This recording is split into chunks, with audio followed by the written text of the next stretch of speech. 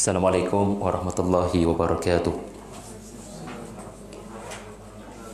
Alhamdulillahi rabbil alamin, wassalatu wassalamu ala asyrafil mursalin wa ala alihi wa sahbihi wa man tabi'ahu wa nasarahu wa jahada fillahi haqqa jihadih. Alhamdulillah, kita bertemu sekali lagi dalam siri yang seterusnya, Bengkel Intensif Surah Yusuf. Dan pada hari ini kita cuba untuk meneruskan perjalanan kepada ayat yang keempat hingga ayat yang keenam.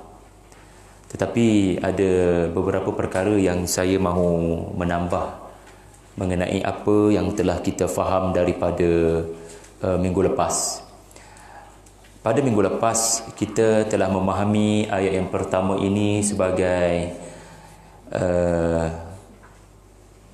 satu bentuk ayat yang mendidik bahawasanya ada perkara-perkara yang kita tidak ketahui kecuali Allah sahaja yang mengetahuinya, iaitulah kalimah alif lam ra. Alif lam ra adalah huruf-huruf yang dianggap oleh para ulama sebagai huruf-huruf yang mutasyabihat, yang tidak diketahui apakah maknanya yang sebenar.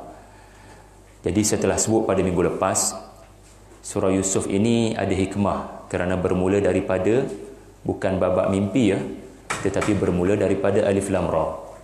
Kerana ini menunjukkan ada banyak perkara yang Allah tidak sebut dalam kisah Nabi Yusuf ini. Dan dalam perkara yang Allah tidak sebut itu, sejauh mana kamu merendah diri untuk mengiktiraf, Allah lebih tahulah apakah yang berlaku yang tidak diberitahu. Tetapi hari ini, sebelum saya masuk kepada ayat yang keempat, 5 dan 6, iaitu babak mimpi itu sendiri, ada satu lagi tafsiran kepada alif lam ra. Yang ni saya tak sebut minggu lepas.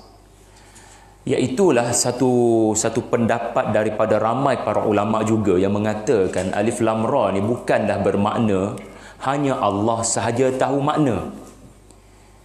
Kerana para ulama berpandangan alif lam ra ini juga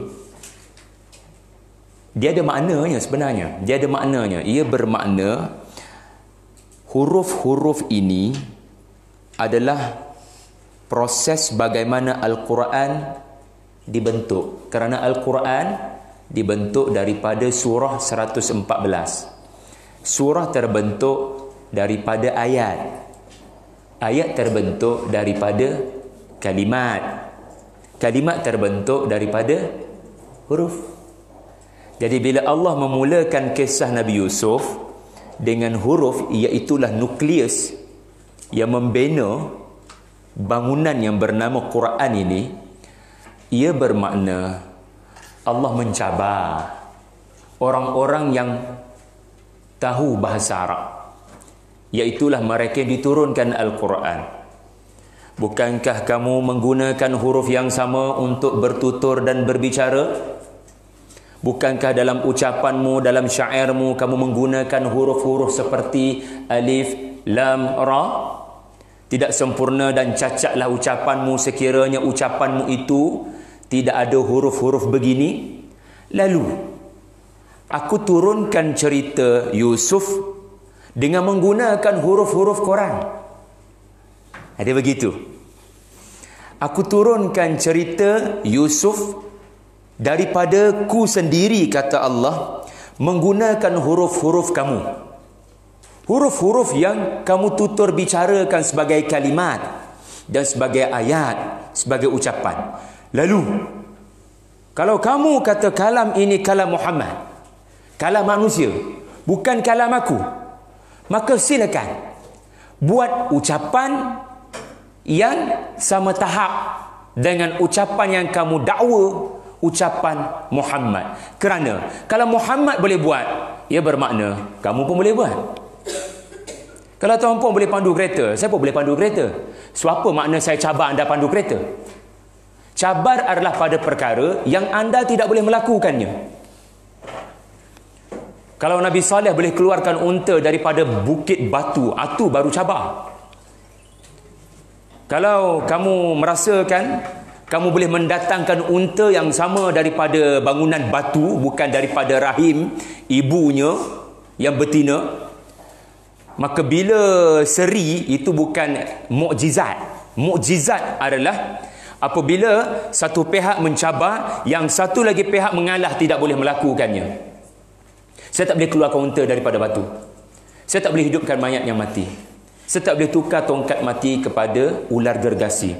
Itu baru namanya mukjizat. Jadi alif lam ra bermakna Allah menegaskan kemukjizatan Al-Quran.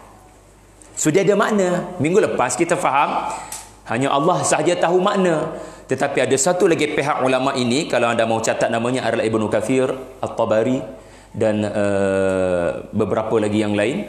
Mereka mengatakan bila cerita daripada 3000 tahun lepas ini, cerita Nabi Yusuf ini, Allah mulakan dengan alif lam ra. Ia bermakna cabaran Allah kepada kafir Quraisy yang tahu bahasa Arab, yang pakar dalam sastra Arab. Kalau kamu dakwa ini adalah rekaan Muhammad, surah Yusuf rekaan Muhammad, ataupun Al-Quran adalah ucapan Muhammad reka sallallahu alaihi wasallam, ayo. Kalau dia boleh buat, for sure kamu boleh buat. Sebab kamu lebih pakar, sedangkan Muhammad buta huruf. Jadi kamu sepatutnya boleh mendatangkan your own version of surah Yusuf. Silakan. Jadi ini cabaran. Sebab itu dia disebut sebagai i'jaz. I'jaz ni maknanya tahaddi, melemahkan. Jadi di sini ada dua pengajaran. Pertama sekali, bila Allah memulakan surah Yusuf dengan alif lam ra, ia bermakna, tuan-tuan boleh cerita tak pasal saya masa saya lahir? Mesti anda tak boleh cerita pasal saya masa saya lahir bagaimana, sebab anda tak ada pengetahuan tu. Betul tak? Pengetahuan tu tak sampai pada anda. Lalu beritahu saya, bagaimana orang Arab nak menceritakan tentang seorang tokoh yang bukan berbangsa Arab, dan cerita tu tak sampai pun kepada mereka. Macam mana orang Arab nak ceritakan tentang cerita Nabi Yusuf, sedangkan Nabi Yusuf itu bukan cerita orang Arab, dia sendiri bukan orang Arab, dan cerita Yusuf ni tak pernah sampai ke telinga mereka. Lalu nampak tak bagaimana dalam hal ini sahaja mereka sudah sepatutnya mengalah. Maknanya daripada mana Muhammad dapat cerita ni? Dan macam mana kami nak create cerita Yusuf, sedangkan cerita Yusuf ni bukan kami pernah dengar pun. Yang tahu cerita Yusuf bukan orang yang duduk di Mekah. Yang tahu cerita Yusuf orang yang duduk di Yathrib. Soalannya, surah Yusuf ni surah Madaniyah ke surah Makkiyah? Surah turun kat Mekah ke surah turun kat Madinah? Kalau surah ni turun kat Madinah, adalah pertikaian. Tapi kerana surah ni turun di Mekah, kat Mekah mana ada Yahudi? Kat Mekah mana ada Ahlul Kitab? Kat Mekah mana ada orang expert dalam Taurat? Kat Mekah mana ada orang tahu pasal cerita Yusuf? Lalu soalannya, daripada mana Muhammad tahu sallallahu alaihi wasallam tentang cerita Yusuf, dan lagu mana kami nak cabar Muhammad sedangkan kami sendiri tak tahu menahu pasal cerita Yusuf? Sebab kami bukan Ahlul Kitab, kami Quraisy. So di situ sahaja sudah sepatutnya mereka mengalah. Kerana mereka tak ada pengetahuan. Macam saya cabar, tuan-tuan ceritakan pasal saya semasa saya lahir. Apa cerita saya masa saya lahir? Usahakan anda, aku pun tak tahu. Bab memori itu dah lost. Macam mana saya nak ceritakan pasal anda masa anda berada di Kertih minggu lepas? Anda ditugaskan pergi Kertih. Macam mana saya nak cerita pasal anda kalau saya tak tahu apa-apa pasal apa yang berlaku kepada anda? Jadi kat situ saja saya dah surrender. Yang kedua, pengajaran yang kedua, kalaupun sampai cerita Yusuf ni pada anda, orang Arab tahu cerita Yusuf serba sedikit, tapi belum tentu dia boleh mengolah cerita itu sehingga menimbulkan ibrah dan kesan. Ya, kamu tahu cerita Yusuf, tetapi sejauh mana kamu menggunakan huruf-huruf bahasa Arab? Sebab kamu orang Arab. Okey, sila olah cerita Yusuf setakat kamu tahu. Tuan-tuan tahu cerita saya masa saya lahir sedikit. Okey, sila olah cerita kelahiran saya yang boleh menimbulkan kesan kepada anak anda. Sebab ada orang bila dia tulis sesuatu cerita, dia hanya memberitahu apa yang berlaku, tetapi dia belum tentu boleh mengubah pendengar cerita, mengubah perangai pendengar cerita. Lalu sebab itu menarik ya, cerita Yusuf ni dia boleh selesai dalam 10 perenggan je sebenarnya. Kalau nak diceritakan fakta tentang Yusuf, ia boleh selesai dalam 10 perenggan sahaja, kata Hamka. Tetapi kenapa 100 ayat untuk menghuraikan 10 perenggan? Apakah 10 perenggan tersebut? Saya bacakan ya, macam mana Hamka dia menerangkan naratif. Kan kita dah terangkan beza naratif dengan dialog kan. Okey, cuba tengok Sebenarnya cerita Yusuf ni boleh berlaku dalam 10 rangkap je. Iaitulah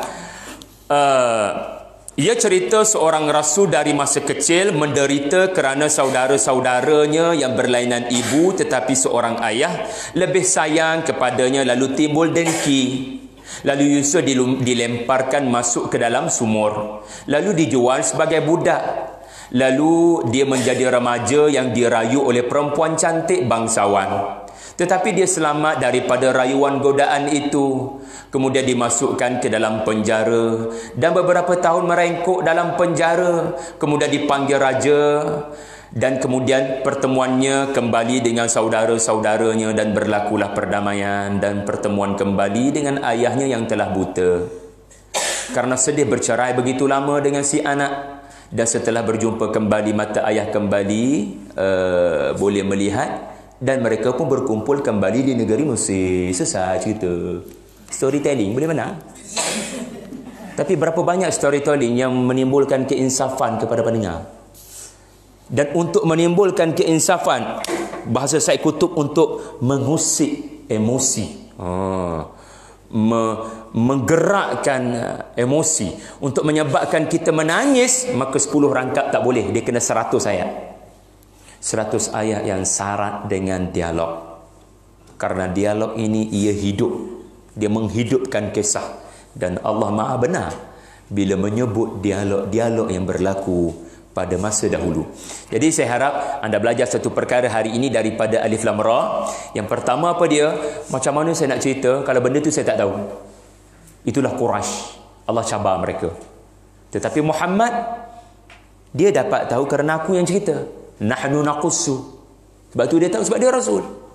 Dan yang kedua pengajaran daripada Alif Lam Ra adalah, ya kalaupun anda tahu tentang cerita, fakta, naratif, anda belum tentu boleh menulis, menghurai, menyampaikan sehingga pendengar terkesan. Batu hujung surah Yusuf, Allah merumuskan beza aku bila bercakap tentang Yusuf dengan kamu yang ada pengetahuan sedikit tentang Yusuf. Kamu mungkin 10 rangkap sahaja, sedangkan Allah 100 ayat. Kenapa ya? Kerana cara aku paparkan ada ibrah, bukan hanya kisah. Kisah hanyalah paparan begini. Tetapi Allah mengumumkan di ayat terakhir, mengapa dipanjangkan beberapa babak yang ada dialog-dialog. Kenapa kadang Allah skip 7 tahun yang subur? Kenapa Allah skip 20 tahun Yusuf hidup dalam istana menteri? Kerana apa yang dipaparkan di dalam surah ini hanya saja yang ada ibrah, yang menimbulkan kesan kepada orang yang berfikir lalu terasa di hati. Itu ulil albab. Ayat 111. Orang yang berfikir dengan mendalam lalu terasa dalam hatinya, lalu hatinya memerintahkan supaya sikapnya berubah. Bak hati kan daging, kata Nabi, yang kontrol baik buruk perangai. Jadi itu serba sedikit tentang hikmah Alif Lam Ra. Baiklah, tanpa membuang masa, saya tidak sabar nak berkongsi pada anda kerana 3-4 kitab tafsir saya belik. Saya rasa syok sangat dengan pengajaran-pengajaran yang indah daripada ayat 4 hingga 6. Yang beruntung yang hadir dan yang mengikuti live. Mudah-mudahan Allah golongkan kita daripada orang yang mendapat hidayah daripada 2-3 ayat ini. Baiklah, sekarang anda berada pada permulaan babak yang menjadi segala-galanya dalam surah ini. Iaitulah babak mimpi. A'udzubillahi minasyaitonirrajim. إذ قال يوسف لأبيه يا أبت إني رأيت 11 كوكبا والشمس والقمر رأيتهم لي ساجدين. Ingatlah wahai Muhammad ketika Yusuf berkata kepada ayahnya, wahai ayahandaku yang dikasihi, sesungguhnya aku telah melihat 11 planet matahari dan bulan, aku melihat mereka kepadaku sujud. Okey. Di sini ada beberapa pengajaran. Telah saya tegaskan, tak ada satu babak pun sia-sia kecuali kita ada kaitan dengan ayat tu. Pertama sekali, kita diajar daripada ayat ini, Yusuf melihat sesuatu yang aneh. Bukan mainan tidur kelihatannya, tetapi mimpi yang besar. Kalau anda perhatikan ayat ini, beliau mengulang sebanyak 2 kali, ra'aitu, ra'aitu. Perasan tak? Sedangkan apa keperluan anda mengulang, ayah yang saya sayang, saya telah melihat bintang, matahari, bulan. Saya melihat mereka sujud. Apa keperluan mengulang 2 kali saya melihat? Sedangkan ada masalah tak kalau ayat dia jadi macam ni? Ayah yang saya sayang, saya telah melihat 11 bintang, matahari, bulan, kepada saya mereka sujud. Maknanya ra'aituhum yang kedua ni dikatakan, bayangkan kita tiadakan. Adakah anda ada masalah untuk faham ayat tu? Tak ada masalah kan? Anda still memahami itulah mimpi Yusuf. Tetapi tiada satu kalimah pun sia-sia. Maka soalannya sekarang, apa keperluan Yusuf ulang 2 kali? Ayah, saya melihat 11 planet, matahari, bulan, saya melihat mereka sujud kepada saya. Pertama sekali, ini menunjukkan adanya interaksi daripada Yaqub. Are you sure? Explain it again. Oh, macam itulah lebih kurangnya. Nak ulang balik nak? Ayah, saya melihat 11 planet, matahari dan bulan sujud pada saya. Sujud pada kamu? Ulang balik. Are you sure? Ya ayah, saya melihat mereka sujud kepada saya. Sebab tu 2 kali. Ini menunjukkan berita ini besar pada pandangan Yaqub dan pada pandangan Yusuf. Sebab kalau berita ni tak besar bagi Yusuf, buat apa cerita pada ayah? Jadi apabila mimpi itu kerap, itu tanda ini bukan mimpi sebarangan. Kalau setakat mimpi malam ni datang kuliah Zuhur, dalam mimpi tu kuliah Zuhur, tak ada apa. Tapi kalau mimpi itu kemalangan, katakan, dan ia berlaku dengan 2-3 kali, anda kena faham. Dalam surah Yusuf ni ada inni ra'aitu, ada inni ara. Ada fi'il mudhari', ada fi'il madhi. Nanti anda akan dengar khutbah hari raya haji di mana Nabi Ismail berkata, Nabi Ibrahim berkata, inni ra'aituka inni ara fil manami anni adbahuk. Jadi anda akan mendapati Nabi Ibrahim berkata dalam surah As-Saffat, inni ara. Ya. Tetapi di sini, poin saya di sini adalah Yusuf bukan melihatnya sekali. Bila dia lihat sekali mimpi itu, dia dah rasa something tak kena, tapi dia masih lagi pendam. Dia tak nak menyusahkan ayahnya. Tetapi bila 2-3 kali berlaku, lalu akhirnya dia meluahkan kepada ayahandanya. Dan berita ini dianggap besar sehingga Yaqub mendengar dengan teliti. Seorang ayah yang mendengar dengan teliti, saya sedang berbicara dari perspektif parenting. Apa kualiti yang hilang pada seorang ayah? Anak melaporkan perkara yang besar, ayah memberikan telinga dengan teliti, ayah minta ulang balik apa yang kamu kata. Are you sure? Ayah memintakan kepastian, dan memang itu pasti. So di sini saja kita belajar ya tentang kualiti seorang ayah yang mendengar dengan teliti, sehingga anak kena ulang balik statement itu. Yang kedua, ra'aitu 2 kali menunjukkan ia adalah babak yang memerlukan anda faham dia punya kronologi.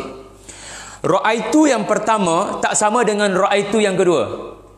Mimpi ni mula-mula yang Yusuf nampak 11 bintang. Kemudian baru muncul matahari, kemudian baru muncul bulan. Itu satu babak. Yusuf bukan nampak 11 bintang, matahari, bulan, terus sujud. Yusuf melihat pada awalnya bintang, matahari, bulan ini bersinar dan kemudian ia semakin hampir, semakin hampir, semakin hampir. Dan bila makin hampir, Yusuf bukan lagi nampak bintang, tetapi yang Yusuf nampak makhluk berakal. Batu perkataan hum digunakan dan bukan ra'aituha.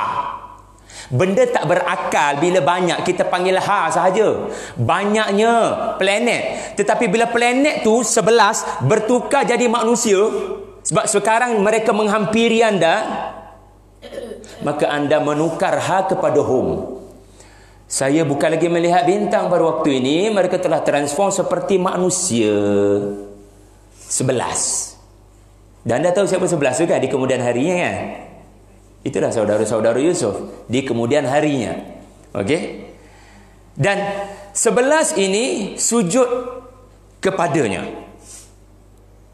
bersama dengan matahari dan bulan.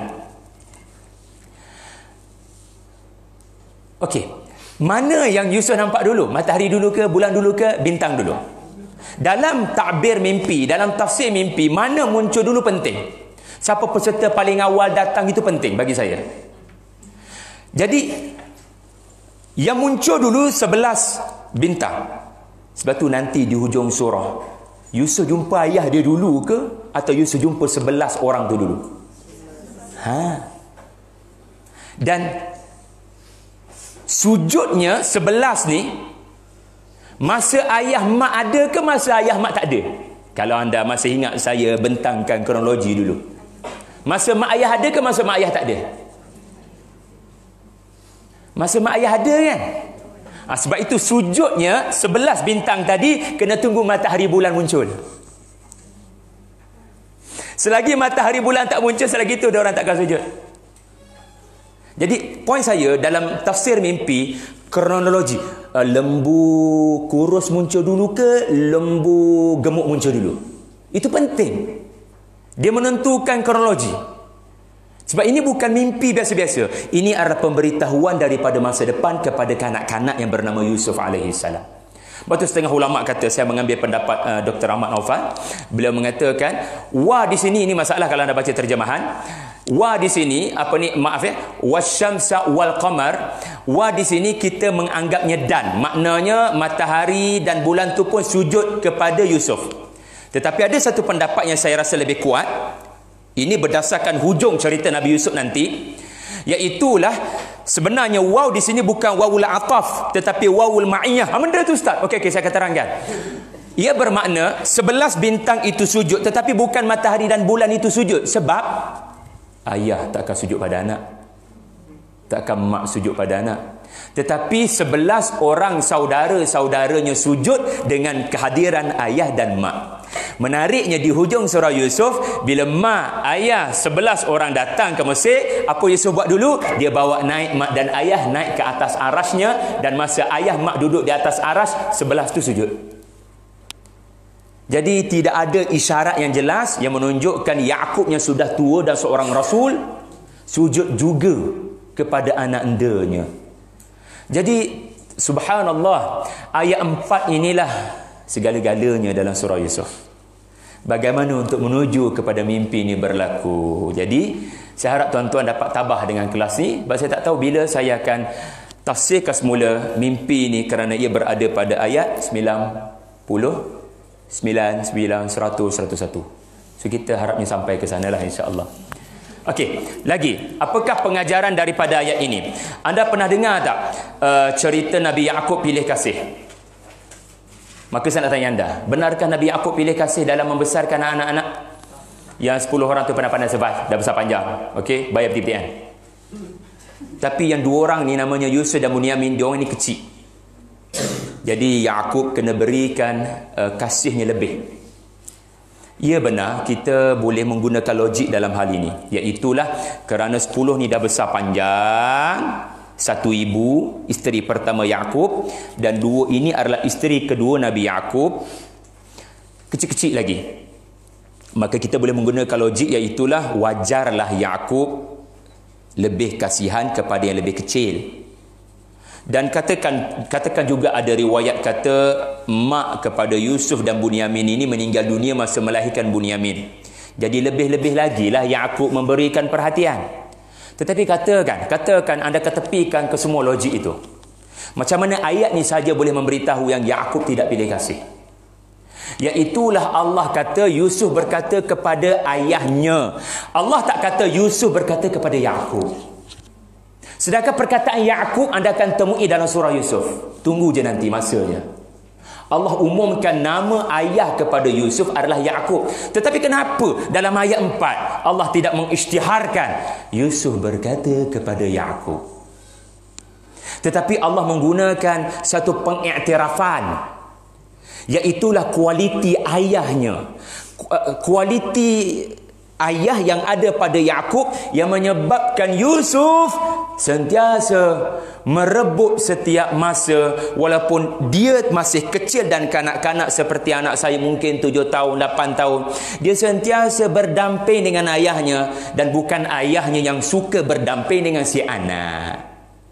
Sebab tu Yusuf bila ada masalah, dia terus luah pada ayah. Dia tak luah di FB.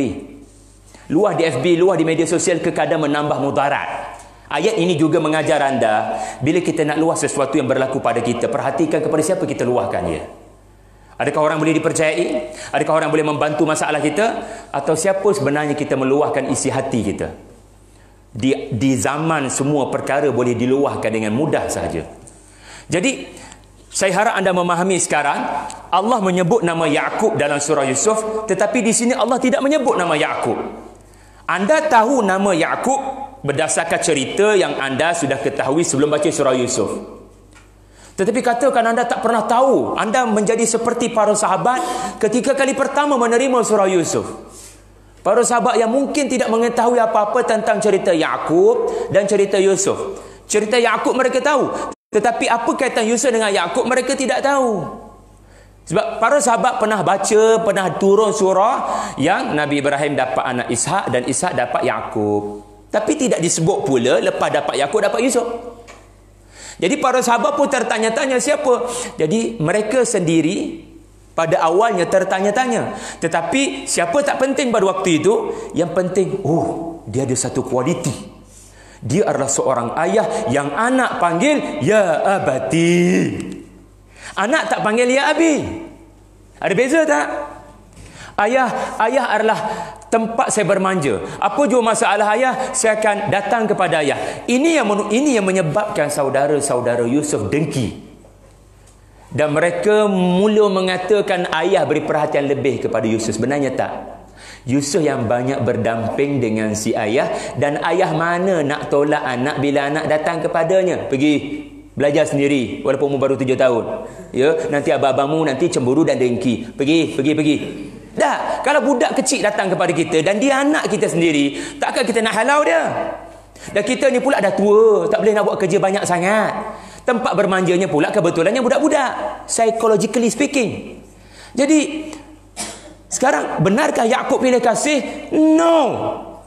Dia adalah Yusuf yang sangat banyak mengambil masa Yaqub untuk belajar apa yang baik daripada Nabi Yaqub. Dan menariknya kata Al-Ghazali dalam tafsir Maudhu'i, dia kata Yusuf ni sebelum mimpi dia dah rasa yang Allah sedang mempersiapkannya untuk satu urusan besar. Dia sudah ada satu firasat yang Allah akan memilihnya. Kenapa? Kerana Yaqub menceritakan selalu kepada dia tentang datuk mereka yang bernama Ibrahim. Mustahil Yaqub tak cerita pasal Nabi Ibrahim. Dan sudah pasti Yaqub cerita pasal anak kepada Nabi Ibrahim, Ishak. Dan sudah pasti Yaqub pun menceritakan tentang perjuangannya. Dan ini menandakan Yusuf mendapat tahu ayah Nabi, ayah pada ayah pun Nabi, ayah pada ayah pun Nabi. Lalu kenapa tak ada Nabi pada 10 orang abang-abang saya, ayah? Lalu dia merasakan mungkin sudah tiba masanya saya perlu bersedia untuk Allah memilih saya. Jadi kebaikan yang terserlah pada akhlak peribadi Yusuf menyebabkan si ayah juga melihat mudah-mudahan kepadanya lah jatuhnya pewaris kenabian. Tetapi Yusuf sendiri telah berusaha menjadikan dirinya baik, berakhlak sejak daripada awal. Kerana dia merasakan ada benda tak kena ke? 10 orang anak dah ni, tapi tak ada seorang pun menjadi rasul. Anda kena ingat ya, menjadi rasul tidak boleh dilantik berdasarkan mesyuarat.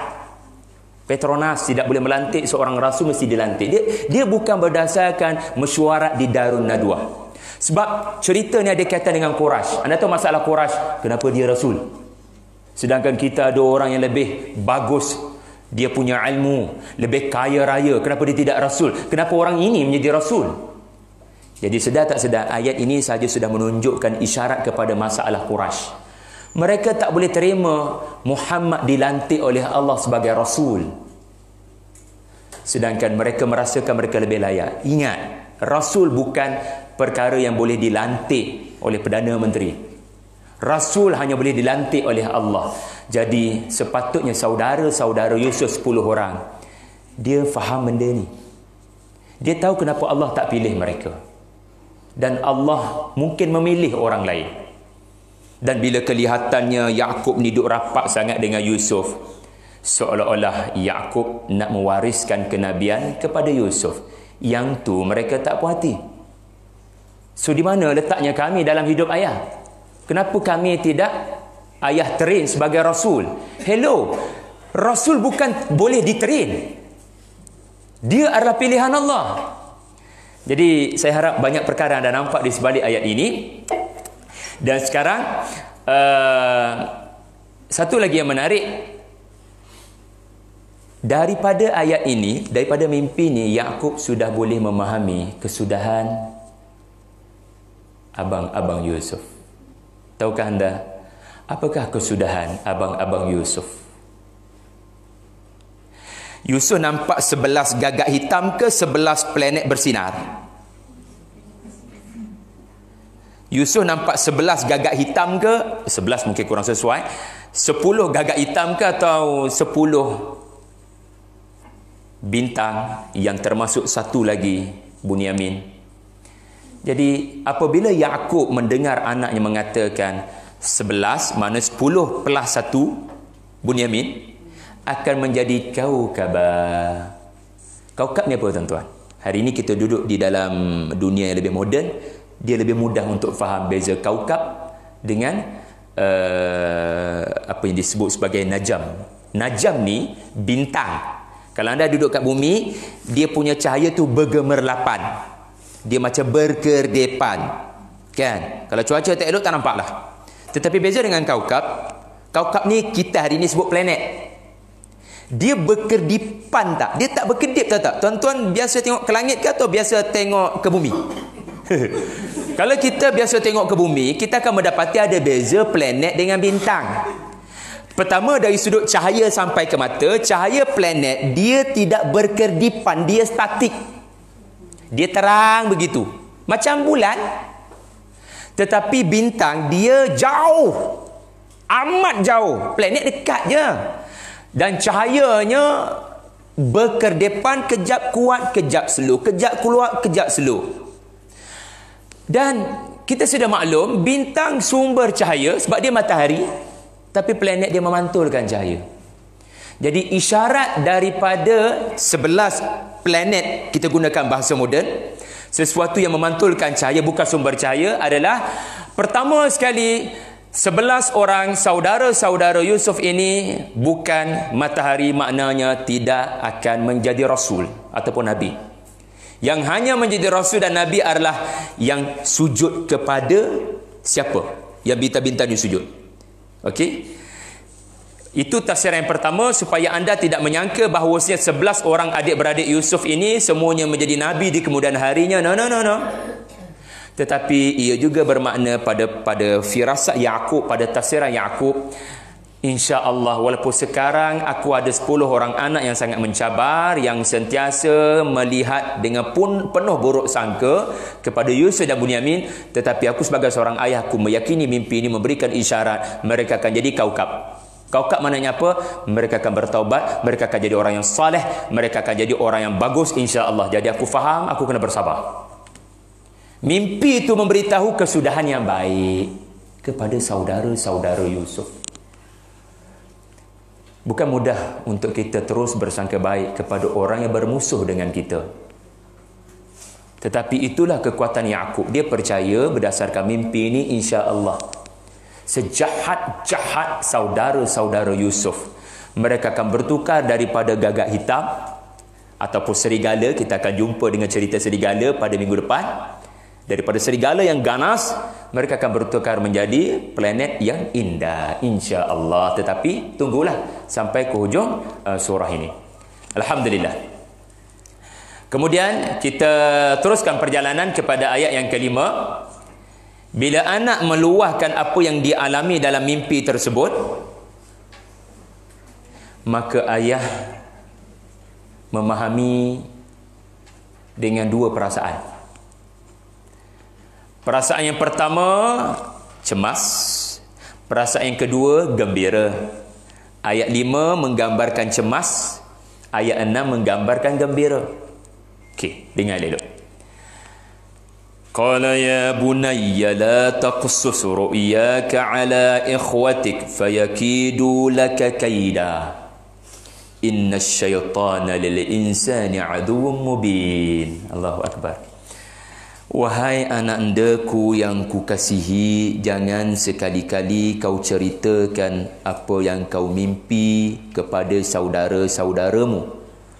Nanti mereka pasti tiada keraguan lagi akan menimpakan kepada kamu bahaya, kaidan yang kamu tidak boleh elakkan. Sesungguhnya nak, syaitan kepada manusia memang musuh yang nyata, bukan kepada yang lain. Hanya kepada anak Adam sahaja mereka adalah musuh yang nyata, jelas. Jadi pertama sekali, kalau anda faham 11 ini akan jadi kaukab, maka fahamlah anda kenapa dalam ayat ini Yaqub tidak mengisytiharkan kepada Yusuf, bermusuhlah dengan abang-abangmu. Tetapi yang diisytiharkan oleh Yaqub, musuh sebenar kamu bukan abang-abangmu. Musuh sebenar kamu adalah syaitan. Kenapa? Kerana kaukab tadi memberitahu bahawasanya insya-Allah saudara-saudaramu akan berubah. Walaupun ayah tidak tahu bagaimana dan bila. Maka tolong ada batasan bila kamu marah atas tindakan saudara-saudaramu nanti-nanti. Satu perkara yang saya nak sebut lebih awal, anda akan mendapati daripada awal sampai ke hujung, setiap ujian yang menimpa Yusuf, Yusuf tidak pernah mengeluh. Tak pernah mengeluh. Dihumban dalam telaga, dihumban dalam penjara, digodok oleh wanita, tidak dihargai oleh pegawai diraja, dia tidak pernah mengeluh.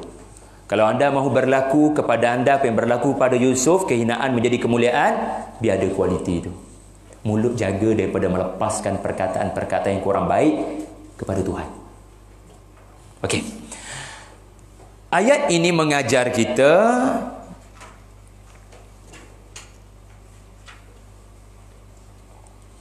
pertama sekali, apa yang akan diceritakan sebentar lagi adalah cerita untuk anda faham bagaimana syaitan beroperasi. Tahukah anda, syaitan tak boleh nampak adanya orang berkasih sayang antara mukmin dengan mukmin atas dasar kerana Allah. Kalau lelaki dengan lelaki bukan kerana Allah, itu ada masalah dah tu. Tapi kalau lelaki bertemu dengan seorang lelaki kerana Allah, syaitan tak suka benda tu. Sebab itu kita hilang benda ni, minta maaf lah, dalam politik. Kita politik, kita kebencian. Tolonglah kita sebagai generasi Petronas, tiba-tiba ada. Kita menyemai kasih sayang. Berbeza fahaman politik, aku Syafi'i, kamu Hanafi, aku biar kita berbeza tok guru, berbeza mazhab, berbeza siasah partisan, tapi jangan sampai kita berbalah. Once anda mula marah pada seseorang, di situlah office hour syaitan berlaku. Anda mula tidak senang dengan seseorang, yakinlah syaitan mulakan operasi di situ.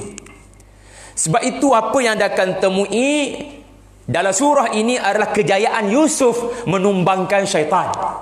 Dia memperkenalkan apa yang disebut sebagai kasih sayang dan kemaafan. Itu semua di hujung. Sebab itu di hujung nanti Yusuf sebut sekali lagi perkataan syaitan.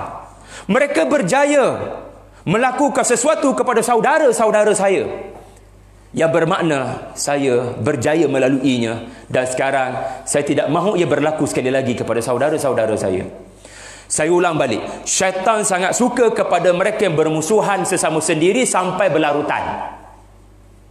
Bertemu matalah, bincang balik, jangan biar konflik berpanjangan, karena syaitan akan suntikkannya untuk kebencian itu sampai kepada gia 4, gia 5. Apa dia itu? Dengki, cemburu membawa pada gia 4, gia 5, iaitulah bunuh atau campak tepi jalan atau biarkan mati. Itu 3 benda berlaku pada Yusuf nanti. So berpada-pada bila memarahi ataupun tidak senang dengan seseorang, kerana hati-hati syaitan akan ambil kesempatan. Tetapi kalau kita memaafkan, syaitan sangat benci orang yang pemaaf. Sebab itu mereka cuba mencelah juga di sebalik maaf zahir batin, iaitu sekadar ucapan. Sekadar ucapan. Sedangkan orang yang benar-benar maaf zahir batin, dia tak perlu tunggu 1 Syawal. Ya, dia tak perlu tunggu 1 Syawal. Sebab kejadian Yusuf memaafkan saudara-saudaranya tidak berlaku pada 1 Syawal. Akhir sekali, okay, ayat 5 menggambarkan cemas, ayat 6 menggambarkan kegembiraan. Kenapa ayah cemas dulu? Bukankah sepatutnya, yes, akhirnya 10 orang tak ada Nabi, akhirnya ada Nabi. Alhamdulillah. Tu tanya anak. No. Ayah mendahulukan rasa cemas, ya, dan mengkemudiankan kegembiraannya. Di sini kita belajar satu perkara. Ayat 5 ayah melarang, ayat 6 rasional kepada larangan. Itu berlaku tak pada anda bila didik anak? Semayang, okey, semayang. Kenapa mama? No reason, okey. Kita kena sentiasa sedaya upaya menjadi Yakub dalam parenting. Yakub sedaya upaya, ya, saya larang anak saya, tetapi apa sebenarnya di sebalik larangan ini? Jadi Yusuf kelihatan cemas. Ayah, kenapa ayah larang saya ceritakan mimpi ini kepada saudara-saudara saya? Ada bahaya ke pada mimpi ini? Apa yang saya mimpi sebenarnya, ayah? Lalu sekarang ayah menenangkan anak dengan menerangkan makna mimpi itu. Sebab Yakub mewarisi Ishak, Ishak mewarisi Ibrahim, kemampuan mentafsirkan mimpi. Lalu ayah memberikan dalam bentuk yang umum. Ayah tidak spesifik ke 11, maknanya saudara-saudaramu. Bulan artinya bondamu. Matahari artinya ayahandamu. Yakub tidak spesifik. Yakub tidak berani dan merasakan bukan lagi sesuai untuk anak kecil ini diperjelaskan. Saya bagi perumpamaan mudah.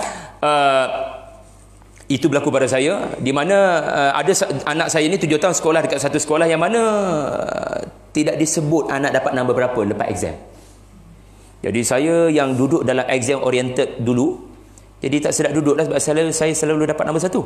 Jadi saya memberontak, saya mesej personal kepada guru berkenaan, sebenarnya anak saya dapat nombor berapa, sebab dia selalu kata markahnya lebih tinggi daripada orang lain. Jadi guru itu akhirnya menyebut terlebih dahulu kenapa sekolah tidak ada ranking begitu. Tetapi pada masa yang sama dia menunaikan permintaan saya, anak ustaz nombor 1, tetapi ada seorang lagi dapat nombor 1 juga. Oh. Jadi saya nak cakap apa sebenarnya tadi? Yes. Jadi kadang kan anak tanya, Abi dah tanya Umi. Abi dah tanya Umi pula dah. Abi dah tanya cikgu belum? Fatihah dapat nama berapa? Sebenarnya Abi dah tanya dah. Dan Abi tahulah kamu nombor 1, tapi sengaja saya tak nak beritahu dia nombor 1 supaya dia tidak rasa selesa. Saya tak boleh bayangkan kalau Yaakob jelaskan guna markerboard semua ni, 11 bintang ni saudara-saudaramu, matahari ni ayah ni. Jadi apa akan berlaku? Alah, dia umbar dalam telaga je pun. Tak ada apa, nanti jumpa balik dia orang. No. Jadi untuk mengelakkan zon selesa itu berlaku, si ayah berpada dengan memberikan sesuatu penjelasan kepada mimpi dengan umum saja supaya anak tidak rasa selesa. Dan ini juga menunjukkan Yaakob tidak berani untuk pergi terlalu dalam. Cukup mengatakan mimpi ini memberikan isyarat yang objek sujud itu menunjukkan satu hari nanti kamu ada ketinggian dan kemuliaan ke atas mereka. Angka 11 bukan kebetulan. Karena itulah saudara-saudara Yusuf. Jadi Yaakob faham benda ni. Jadi dia berkata begini, Bismillahirrahmanirrahim. Wa kadzalika yajtabika rabbuk. Nah, sebenarnya begini. Akhirnya doa ayah telah diperkenankan Allah. Allah yang akan memeliharamu dalam apa jua yang berlaku nanti daripada sebarang kejahatan. Rabb, pelindung, pemilik, pemberi. Kalau masih ingat, dia ishtaba. Ishtaba ni anda melantik seseorang untuk urusan yang sangat besar di masa akan datang. Jadi Yaakob mengungkapkan akhirnya ayah telah diperkenankan doa selepas 10 orang anak tiada yang mewarisi kenabian dan keberkatan daripada Nabi Allah Ibrahim. Berdasarkan mimpi ini menunjukkan kamu dipilih oleh Allah daripada 10-11 orang saudara-saudaramu. Wa yu'allimuka min ta'wilil ahadith. Dan bila kamu kerap bermimpi, ini menunjukkan Allah akan mengajar dan mendidik kamu apa yang Allah didik ayah, tok dan moyang kamu, iaitulah kemahiran untuk mentafsirkan ahadith. Menariknya di sini ahadith ada dua makna. Ahadith mimpi. So Yusuf akan ada kepakaran dalam pentafsiran mimpi. Iaitulah mimpi ini akan memberikan makna sekian-sekian dan ia pasti berlaku dalam realiti. Tiada keraguan lagi. Ketepatan tafsiran. Kemampuan tafsir nombor 1. Ketepatan tafsiran nombor 2. Ada orang boleh tafsir mimpi, tetapi tepatkah? Itu belum tentu. Jadi ini kelebihan dan kepakaran Yusuf yang Allah bakal anugerahkan kepadanya. Karena Yaakob kata begitu berdasarkan track record Ibrahim. Bila Ishak jadi Nabi, dia dapat juga faham tafsir mimpi. Yaakob pun dapat tafsir mimpi. Maka keberkatan daripada nasab kenabian ini adalah antaranya kurniaan untuk boleh memahami mimpi orang lain. Tetapi ahadis juga bermakna peristiwa-peristiwa yang berlaku di hadapan mata anda di dunia realiti tiada kaitan dengan mimpi. Itu juga satu tafsiran. Bermakna apa? Allah akan anugerahkan kepada Yusuf kemampuan untuk menganalisis peristiwa. Sehingga bila dia buat analisis, dia boleh mengelakkan bahaya berlaku di masa hadapan. Dan memang itu pun berlaku. Ya, setiap word yang muncul ataupun setiap peristiwa yang berlaku anda akan dapat lihat macam mana Yusuf berusaha untuk jadi problem solver dan tidak hanya sekadar mentafsirkan mimpi. Dia telah menjadi orang yang meminta jawatan nanti di kemudian hari kerana dia faham bahaya akan menimpa Mesir kalau bukan dia yang memegang perbendaharaan negara Mesir. Pengumuman yang kedua, ta'wilil ahadith. Pengumuman yang ketiga, wa yutimmu ni'matahu 'alaik. Dan Allah akan menyempurnakan nikmat kepadamu. Nikmat apa?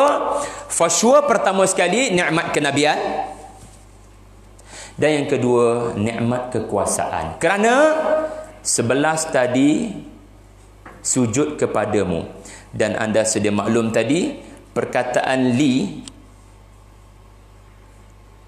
Ra'aituhum li sajidin. Dalam bahasa Arab, kebiasaan yang orang bila bagi ucapan, dia akan kata ra'aituhum sajidina li. Oh, 11 telah sujud kepada saya. Dalam bahasa Melayu pun itu yang betul kan?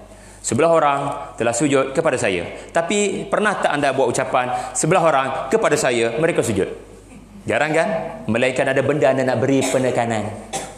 Waktu Quran dia main benda ni untuk memberikan satu perkara, iaitulah 11 orang itu ayah hanya kepada saya, bukan kepada sesiapa, bukan kepada Bunyamin, bukan kepada ayah, bukan kepada mama, bukan kepada orang lain, hanya kepada saya. Dan ini menunjukkan kamu akan ada kelebihan ke atas mereka satu hari nanti. Kamu akan ada kekuasaan, kamu akan ada kerajaan. Itulah maksud disempurnakan nikmat ke atas kamu, dan kamu akan membawa nama baik keluarga Ya'qub. Wa ala ali Ya'qub kama atammaha ala abawayka min qablu Ibrahim wa Ishaq. Sebagaimana dia mengurniakan nikmat ini kepada keluarga Ya'qub, sebagaimana nikmat ini juga pernah dikurniakan kepada kedua-dua ayah kamu, iaitulah Ibrahim dan Ishaq. Tuan-tuan, siapa keluarga Ya'qub? Keluarga Ya'qub tidak lain tidak bukan adalah termasuk 10 anak-anak yang sekarang Ya'qub melihatnya bermasalah. Betul tak? Tetapi sekarang Ya'qub kata, insya-Allah satu hari nanti kamu akan bawa nama baik keluarga Ya'qub. Ini juga memberikan makna Ya'qub optimis akan ada perubahan kepada 10 orang anak-anaknya. Dan mereka pun akan bawa nama baik Ya'qub. Ali Ya'qub bukan hanya Yusuf. Ali Ya'qub juga adalah 10 orang saudara-saudara Yusuf.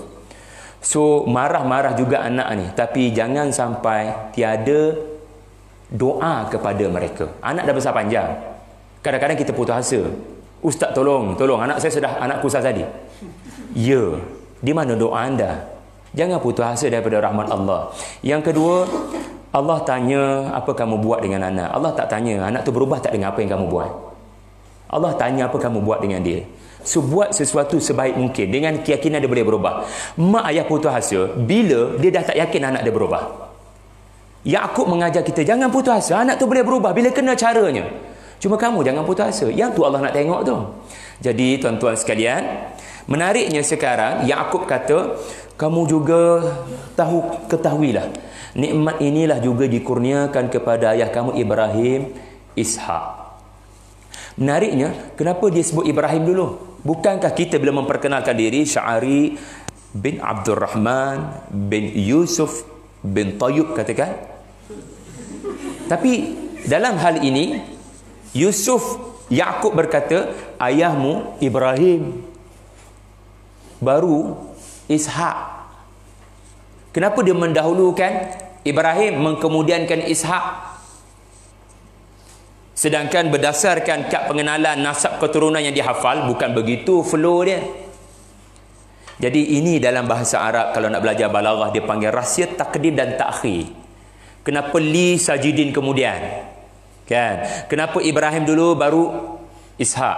Sebab nak menunjukkan cerita yang paling dekat yang sering dikumandangkan oleh seorang ayah kepada anak, sehingga cerita tu jadi inspirasi dan idola kepada Yusuf alaihi salam, sehingga dia rasa bersalah. Kenapa tidak 10 orang ini mewarisi kenabian? I must do something supaya Allah kurniakan kepada saya. Dia bukan minta, dia mempersiapkan dirinya, mudah-mudahan Allah sudi memilihnya. And then dia mimpi. Alhamdulillah,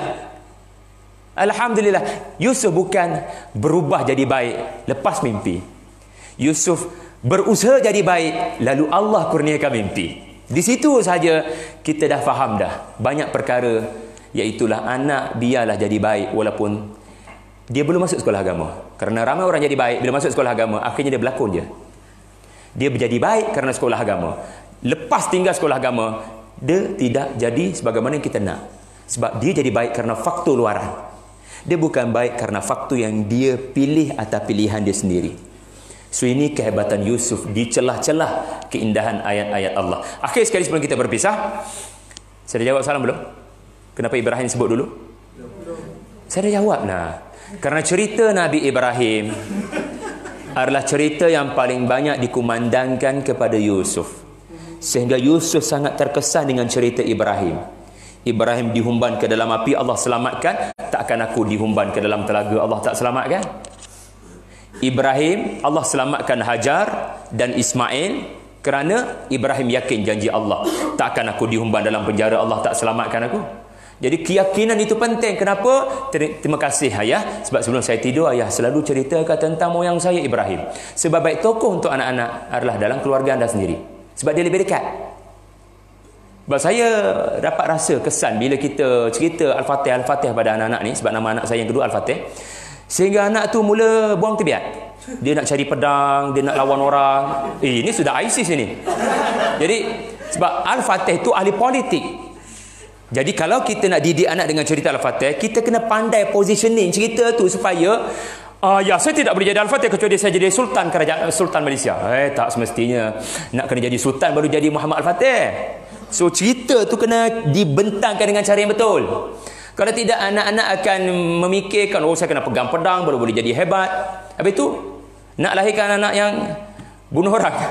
So kena faham benda tu. Jadi rupanya ada kesan jugalah bila kita besarkan anak dengan tokoh yang jauh dari sudut zaman dan jauh dari sudut lokasi. Betul, nama orang-orang Turki dulu, mereka namakan anak mereka dengan nama moyang mereka. Mehmet, Sultan Mehmet. Nanti tuan-tuan sebelum berpisah ambillah poster ni. Kalau berminat pergi Turki, boleh pergi Turki dengan saya. Di mana nama Muhammad Al-Fatih sebenarnya Mehmet II. Saya Mehmet II. Saya ni hebat ayah, kenapa nama Mehmet II? Iaitulah nama datuk saya. Takkah saya macam datuk saya? Okey, ayah akan terangkan cerita datuk kamu. Wow, saya suka nama Mehmet II sebab saya boleh menumpang tuah Mehmet I. Itu antara sebab orang-orang Turki. Jadi namakan anak anda Syahri II.